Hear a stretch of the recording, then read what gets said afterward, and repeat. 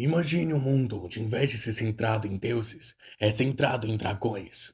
A raça que mais influenciou o planeta Terra é uma espécie alienígena, filhos diretos de dois deuses desse mundo, e atualmente o rei dessa raça salvou o universo duas vezes. Esse é o mundo de Wakfu, ou como gosto de chamar, o Dragon Ball francês. Sendo a história de Yugo, um Heliotrope que descobre seus poderes e embarca em aventuras em busca da sua família de sangue. Mal sabia ele o que ele teria que lutar contra. E eu vou fazer de uma forma diferente do estilo tradicional de vídeo de power scaling, mostrando primeiro os feitos e depois calculando em uma média os feitos gerais dos exemplos mostrados. E em que nível eu estaria colocando a obra, ok? E só pra lembrar, eu não sou o cara expert em power scaling, então não espere eu usar o termo mais nichado do mundo para calcular o tamanho do pé do personagem. E se você discorda desse vídeo, tá tudo bem. Esse vídeo não é feito para alimentar debates chatos dessa comunidade. Foi feito mais para ser uma vitrine do quão poderoso é esse universo. Mas antes de explicarmos nossas queridas hipérboles e falácias, vamos conversar sobre algo ainda mais importante: história. O universo de Wakfu é focado no mundo dos Doze, o equivalente do planeta Terra, sendo conhecido pelas raças desse mundo e seus deuses. Tanto que é daí que vem o nome, o mundo dos Doze, Doze deuses, onde isso é um cargo de certo QI. Para um deus ser considerado um deus, ele precisa ser aprovado pelos outros deuses antes. Tanto que existem seres que são ex-candidatos. E não é tão necessário explicar as 12 raças desse mundo, somente apenas 5 delas: Heliotropes, Yops, dragões que tecnicamente são até maiores que 12, mas eu explico depois. Gelores e Sadidas. E como bônus, um ogro, que só existe um. Para você ter uma noção melhor, o universo de Wakfu é chamado de Cosmos, onde nele existem infinitas dimensões. Nelas existem seus próprios reinos. Tudo isso foi criado graças a Deus Heliotrope e o Grande Dragão, onde neles também foi criado as duas energias que compõem esse universo, Stasis e Wakfu, sendo energias opostas, vida e morte. Nessa mesma época, existiam outros deuses, que de pouco em pouco povoaram esse mundo com seus filhos. Um deles, os Amodas, ajudou na criação nascendo os dragões primordiais. E olha só o design deles, poxa. A gente tem um dragão água, eu preciso explicar mesmo que eles ajudaram. E uma regra importante para os dragões são os Dofus, seus ovos, onde neles podem estar os dragões. Tão resistentes e misteriosos que até os deuses o cobiçam. E a depender do tipo de dragão, eles podem reviver voltando seu Dofus. Mas antes de qualquer espécie nessa terra existir, um planeta muito parecido já tinha os filhos diretos do Deus Dragão e a Deusa Heliatrope. Os humanos Heliatropes e os dragões Heliatropes. Onde os humanos Heliatropes têm o poder de criar portais e soltar rajadas de energias. Já os dragões Heliatropes têm o poder de conjurar magias, mudar de forma os poderes básicos de um dragão. Mas somente os 12 irmãos gêmeos, metade Heliatrope e metade dragão, sendo filhos diretos de seus pais. Sério, esse universo literalmente começou a existir lá. Mas do sexo! Tem o poder de ressuscitar voltando a seu Dofus, desde que seu irmão gêmeo esteja dentro dele também. Os Heliatropes viviam tranquilamente, menos que o Bi, onde ele e sua irmã dragão Shinonome, com o poder de lembrar de suas vidas passadas, que gerou uma loucura imensa em suas mentes, fizeram uma grande cagada. Um dia, uma raça muito misteriosa, chamada Mecasmos, chegou no planeta, apenas como visita, mas a convivência de ambos foi tanta que os fizeram ficar por mais tempo do que se era esperado. Kyuubi, intrigado com essa raça misteriosa, rouba o coração de Orgonax, causando uma guerra que os Heliotropes não sabiam o porquê estava acontecendo. Com o coração roubado de Orgonax, Kyuubi cria o Heliacubo, um artefato que tem o poder de armazenar o Wakfu e ampliar os poderes de quem o use. Com essa guerra, os Heliotropes tiveram que fugir de seu planeta até encontrar a Terra. Após se estabelecerem, Orgonax acha eles com a traição de Kyuubi, reativando o Heliacubo, onde seus irmãos arrancam seu braço e prendem ele numa dimensão vazia. Enquanto isso, as crianças são mandadas para a dimensão Anrubi, para salvá-las desta guerra e voltarem quando estiver seguro. E é isso que você precisa saber por enquanto. Agora, vamos ao power scaling deste mundo. Começando com Nox, o relojoeiro. Nox é um Shelor, um mago do tempo, mas graças à sua deficiência ele era só um humano normal. Ao encontrar o Heliacubo em uma caverna perto de casa, agora pode se teleportar, usar magnetismo, voar e desacelerar o tempo. Mas ele busca um feito universal: voltar no tempo, já que sua obsessão com Heliacubo resultou na morte de sua família, passando 200 anos à procura de Wakfu suficiente para voltar no tempo, se encontrando com Gruga Loragan, um dragão irmão de Kyuubi Yugo, o protagonista, onde séculos antes lutou contra Oropo e os Heliotropes, clones de humanos Heliotropes criados por um desejo futuro pelo Yugo, onde nessa luta praticamente destrói a ilha onde estão, sendo uma ilha de grande porte, já colocando Gruga Lorgan como nível ilha. Mas sabemos no futuro que ele poderia ter ficado muito mais poderoso graças ao Ilhaku. Nox é facilmente subjugado por Gruga Lorgan, já colocando Nox como inferior ao nível ilha. Mas depois de sua luta, onde ambos com toda certeza destroem a ilha, Nox se prova resistente o suficiente para receber uma técnica de autodestruição de Gruga Lorgan, mostrando resistência acima do comum desse mundo.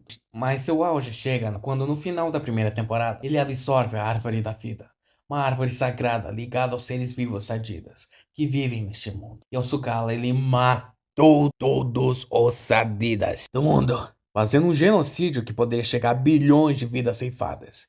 E ainda matando o protagonista, o irmão dele, Adamae. Sim, eu não tô brincando.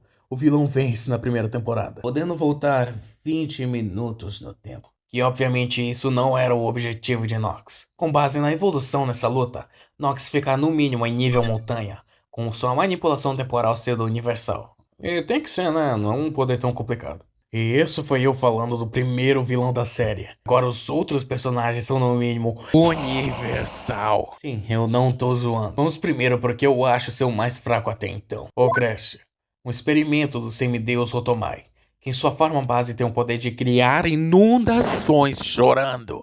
E ao conseguir todos os Dofus primordiais, só com esse poder o torna planetário, pois ele é a causa dos oceanos desse mundo serem tão fundos, afogando ilhas e separando continentes. E digo mais, isso tem potencial para ser no mínimo um sistema solar, pois mesmo se o Crash parar de chorar, o efeito das lágrimas já derramadas não some, então isso pode ser infinito. Agora, com o poder dos Dofus que ajudaram a criar o universo, imagine o que ele é capaz. Pra você ter noção, só de ataque ele tem 3 Dofus que dão buffs nisso. Vamos supor que o multiplicador é no mínimo 2 vezes. E um soco dele tem 15 de dano. Com esses buffs, vai pra 120 de dano. Isso é absurdo. Até os deuses desse mundo sentem medo dele. Para você ter uma noção do perigo. Forçando a junção de Yugo e Percival, a encarnação do deus Iop para derrotá-lo. E nem foi na porrada, e sim Otomai retirando à força os Dofus dentro dele, tornando o Crash uma ameaça que praticamente já assolaria o MCU e a maioria dos animes. Indo para outro vilão absurdamente poderoso, Oropo, um heliotrope criado pelo desejo inconsciente de Yugo de querer seu povo de volta, criando sem querer clones baseados em fragmentos da aparência e personalidade de seu povo. E na terceira temporada ele é praticamente aquele seu amigo que joga MMO e tem todos os itens roubados. De ele possui o Heliacubo, os Dofus Heliotropes e o Hyper Zaap, onde sua intenção é destruir esse universo e criar um novo. Isso amplificado com sua fusão com Yugo o torna um monstro tão insano que ele teve que ser derrotado pelo poder da amizade. E só pra você ter uma noção, essa é a explosão do cancelamento do plano dele. Ele é tão poderoso que nem Yugo, Adamai, Percedal e seu mestre Gultar puderam vencê-lo. E isso lutando juntos, tornando Oropo no mínimo multiversal, afetando universos e dimensões inteiras, podendo recriá-las a seu bel prazer. Inclusive muitos se debatem se ele é mais forte que Yugo atual, ou vilão da próxima temporada a ele. Mas antes de chegar nos monstros mais atuais da obra, quero fazer uma menção honrosa a todos que usaram a Heliosfera, que é um órgão, me desculpa, mas não tem como chamar ele esfera de cubo, assim como ele é cubo. É literalmente um coração de um self-insert dos criadores do show. Então, essa esfera que você está vendo é de certa forma um órgão de alguém real. Bizarro! Onde QB, na quarta temporada, ao ver que não tem nenhuma alternativa para derrotar o vilão desta vez, ao conseguir se provar digno de seu poder, QB recebe a Heliosfera do Mecasmos Loucos, que te dá um poder colossal, mas em compensação ela devora seu Akifu. Ou seja, sua vitalidade é um nível extremo. Um simples raio soltado pelos olhos já te castiga com queimação no mesmo local. Então Arman e todo o grupo de Yugo estão no nível que eu deixaria em no mínimo Galáxia. Mas isso é porque eu tô sendo humilde, pois mesmo até os mais buchas ficaram super poderosos com esse artefato. Só não os colocaria mais alto, pois a dinâmica foi justamente compartilharem o poder para não morrerem. E porra, mano, tu não viu o plano não, cara? Em compensação te coloca um universal, já que tu morreu extraindo ao máximo que pode. Agora, indo pra Elite, começando com pai e filho, e provavelmente filho e pai, mas fica calmo que não insisto. Gultar e Percedal de Bosque Triste, que estão acima dos outros aliados de Yugo, pois são muito mais poderosos já em sua forma base. Mas para você entender melhor, há muito tempo atrás o deus Iop, considerado o mais forte entre os 12 deuses, decidiu começar a reencarnar como um ser humano. E um de seus filhos é Gultar, que em sua juventude foi um herói para o seu tempo. Mas quando um demônio matou toda sua família, ele o possuiu e por muito tempo ele foi um vilão cruel, só para depois esse demônio ser expulso de seu corpo, mas causando cicatrizes, criando seu alter ego Dark Flood, que limita seus poderes pela metade, mas mesmo assim causa um caos imenso, e só pode usar seu poder total quando está 100% são. Já Percedal é a atual reencarnação do deus Yopi, sendo sem zoeiro o Goku desse universo, onde no começo ele era apenas um guardião do Chuchu Rubilax, onde nesse mundo, Chuchus é um nome dado aos demônios, onde ele é sem sombra de dúvidas o personagem favorito de todo mundo do show, e teve um desenvolvimento tão bom que recebeu uma esposa elfa, vulgo Kra, e 3 filhos com o potencial do Gohan. Mas na batalha contra o Gresh, Percy descobre ser a encarnação do deus Yopi, e seus poderes podem ser imbuídos entre Gultar e Percy, mas separados. E os poderes de Gultar são aumentar seus atributos físicos, summonar uma espada quebrada que acredite se quiser é uma das melhores espadas do verso e summonar fogo. Então agora seus poderes são como os de Mutante Rex. Ele canonicamente vai ver muito sexo. Eu queria estar zoando, mas é sério. Todos os dois. Que coisa mais nojenta! Já vi eles fazendo coisa muito pior. Não é culpa minha se esquecem de me tirar da parede quando fazem os seus exercícios particulares. Os poderes dos dois obviamente ficam muito mais potentes com a Heliosfera, ajudando na luta contra Tauros, colocando eles pelo menos em multiversal. Agora, indo para o top 4 da obra, isso é muito mais a minha opinião. Se acaso conhecer a obra e discorda de mim, é totalmente válido. Número 4.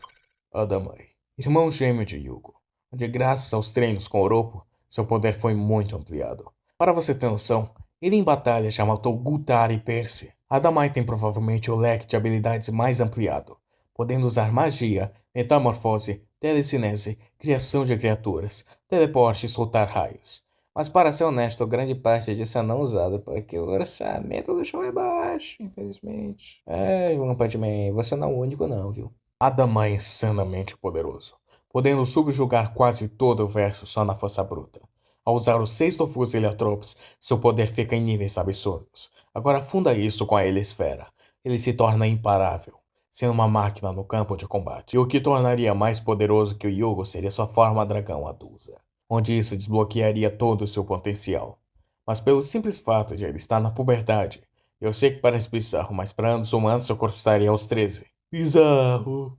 E graças à puberdade, sua forma dragão e sua forma humana estão fundidas até então. Número 3. Yugo. Yugo é o protagonista da série, e eu acho que isso já é um bom motivo para ele estar aqui, né?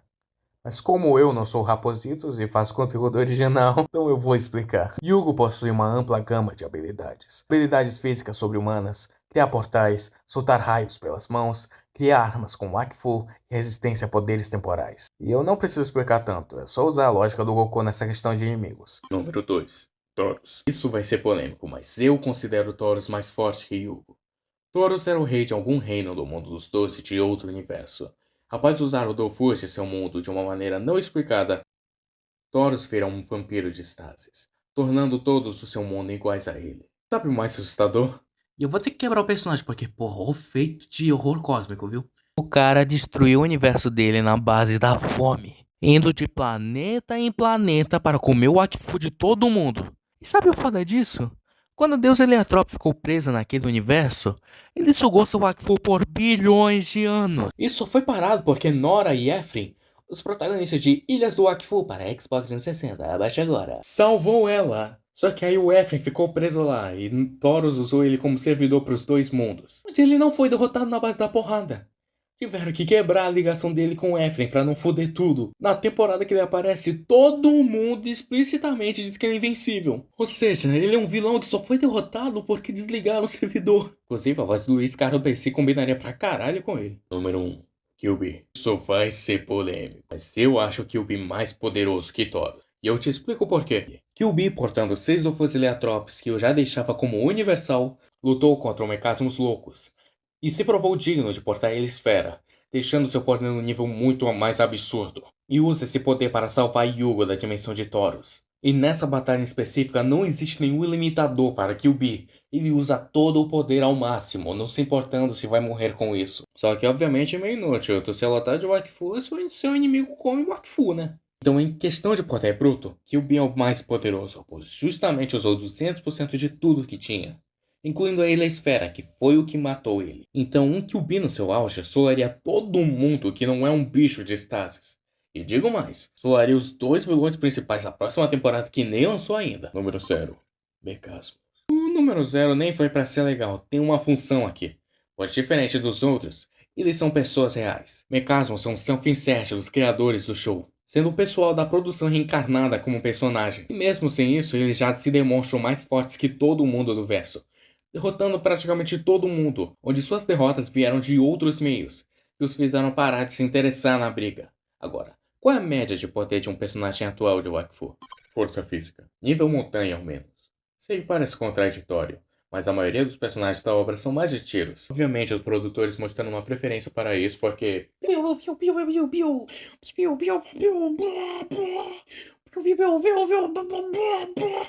é legal.